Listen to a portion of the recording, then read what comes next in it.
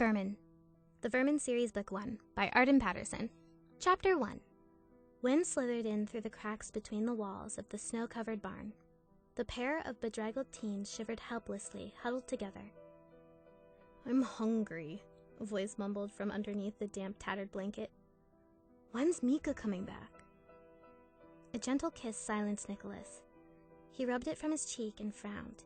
Raising his head slightly, the youth gazed into the sleepy brown eyes of his sister.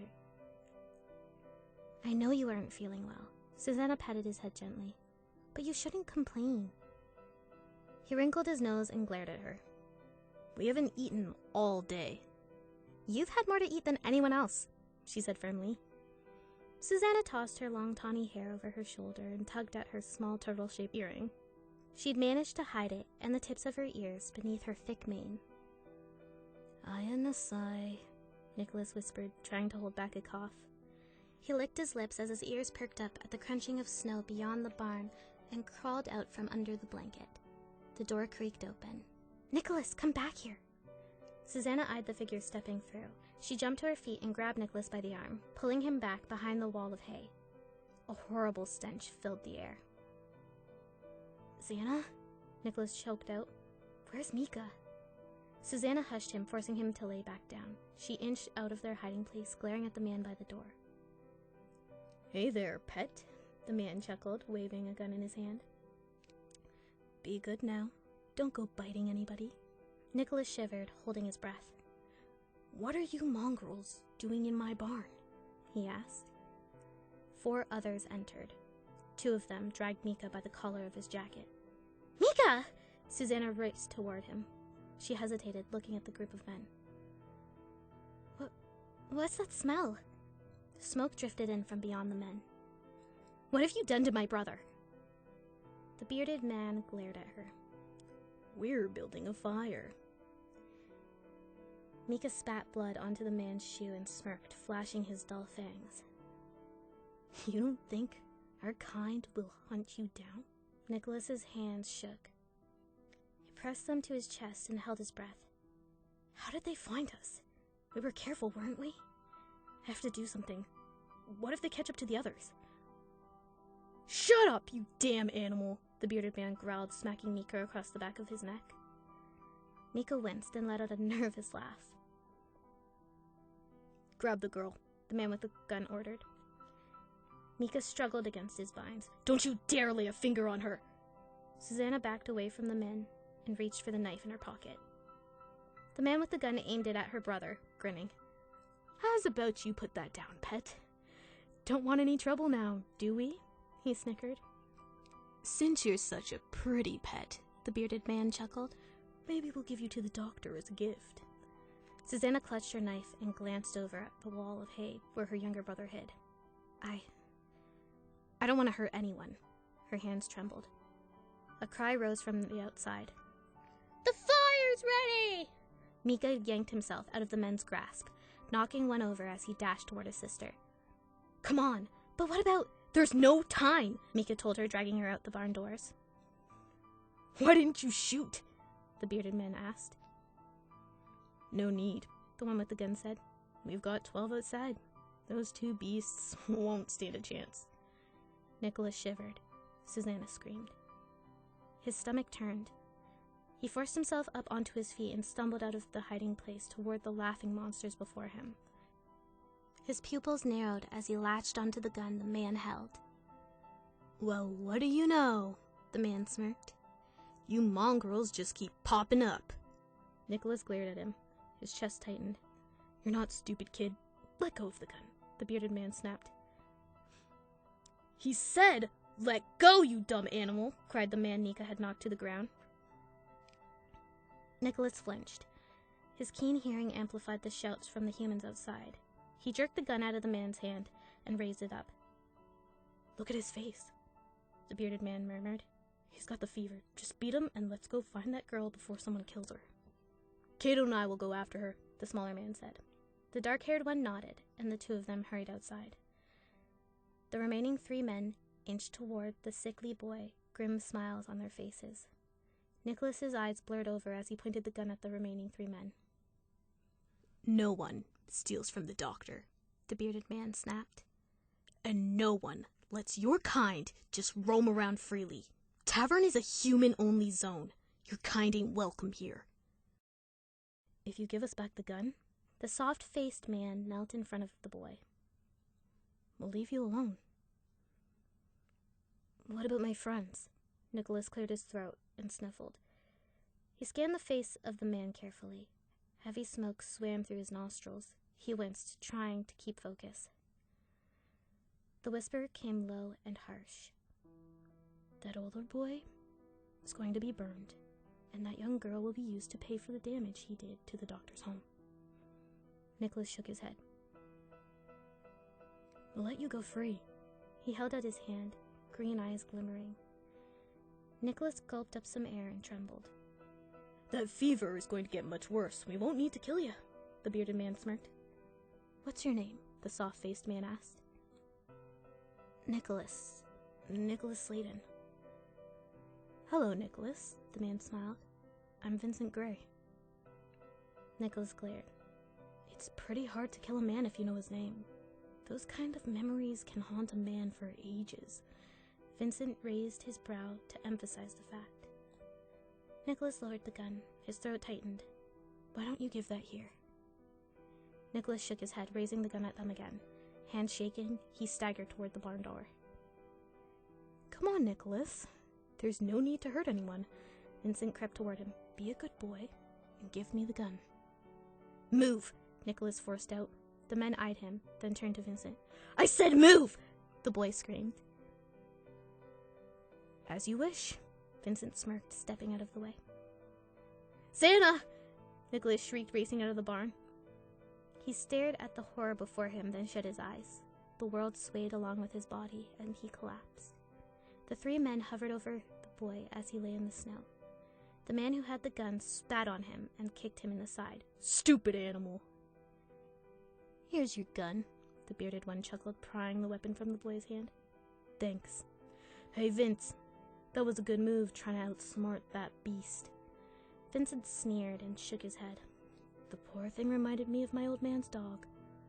He looked down at the boy's body and sighed, shoving his hands into his jacket. Let's leave him here.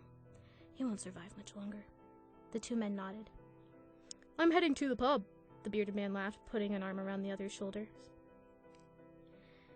Nicholas kept his eyes squeezed shut and his body still as he listened to their footsteps fade into the distance. When only the crackling of the fire remained, he propped himself onto his elbows and crawled away from the scene. A lump grew in his throat as he thought of his siblings. For all he knew, they were both dead. Now he was truly alone. No pack, no family, no one. He rolled onto his back, gasping for air. Santa, Mika, I'm sorry. Roland's niece clung to his arm. Look, they have new books! He glanced at the large sign in the bookstore window and turned to Rose. So they do. Want to go in and look? Rose nodded. Yes, please. Her brown curly bangs flopped against her forehead. Roland led his niece into the shop and waved to the owner. How are you, Mr. Timmins? Mr. Timmins gave a light chuckle. Fine, thank you. Rose strayed from her uncle's side, the heels of her boots clicking happily against the wooden floor as she waltzed over to a table filled with the newest releases. Her round blue eyes sparkled. Which one should I get? She turned to her uncle. There are so many to choose from.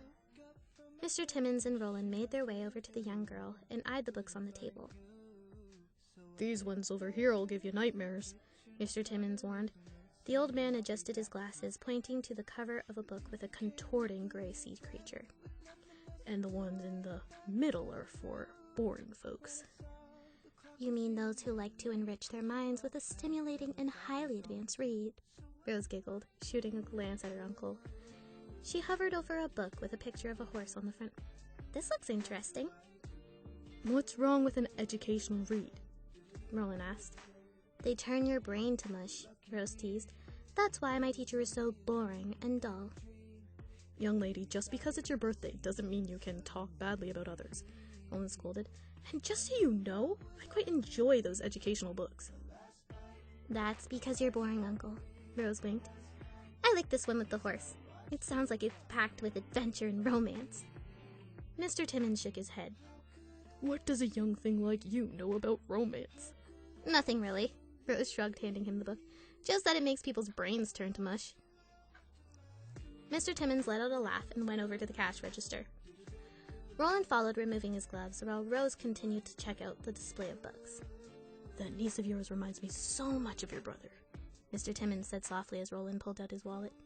Does she ever talk about them? Roland hesitated for a moment, then shook his head. No, not since she got sick. Well, I suppose it'd be a complicated conversation to have, given the circumstances. Circumstances? Roland peered up from his wallet. He examined the expression of the older man's face, catching the glint of fear in Mr. Timmons' eyes. He couldn't believe after all these years the people of Tavern still looked at him like that. It was the way his mother had looked at him at his brother's funeral. Confusion, hatred, and pity swam in their eyes. How else would they look at me? Mr. Timmons shifted from side to side, adjusting his glasses again. Roland pulled the money from his wallet. Yes, well, when Rose was sick, it was very hard on all of us. That bloody fever, it's killed another 6 people, you know. I heard, Roland sighed, paying Mr. Timmons. I'm thankful I was able to afford her medical care. You should be thankful, Mr. Crispin. Mr. Timmons grinned. With all that money, you could probably get anything you want. Money? What money? Roland smiled shyly. I hate to leave like this, but our driver is waiting and Rose is getting a little too friendly with those books of yours. Mr. Timmons laughed. You take care now. Roland tugged on the wide, fluffy hood of his niece's jacket, handed her the book, and ushered her out of the shop. I have a meeting in a few hours. Do you mind finishing the guest list for your party without me? Rose shook her head as the two of them got into the back seat of the stately car.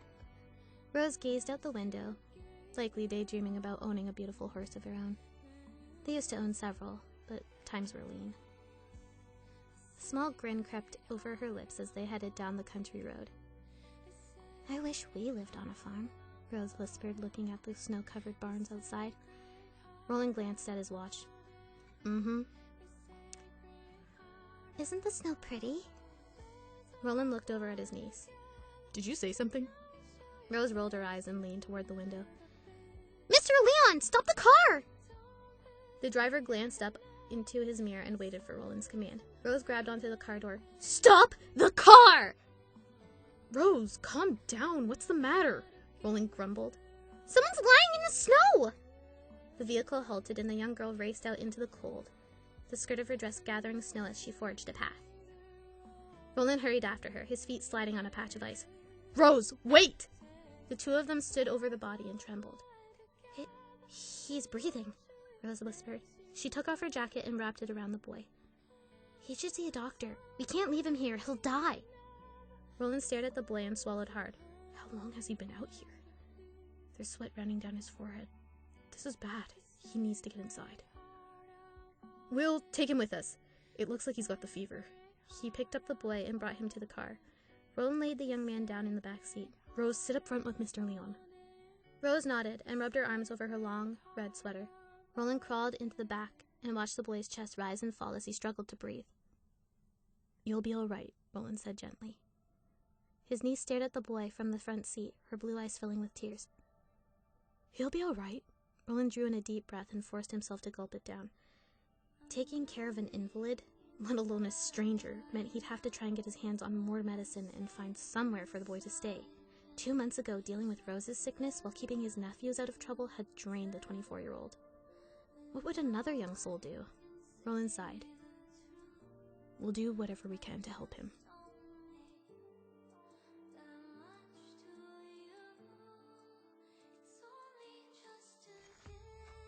Hi, it's Ardin. Thank you so much for listening to me read Vermin.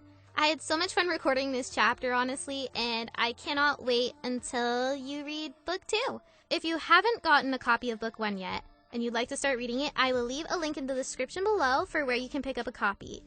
Right now, I believe it's available at Indigo and at Amazon.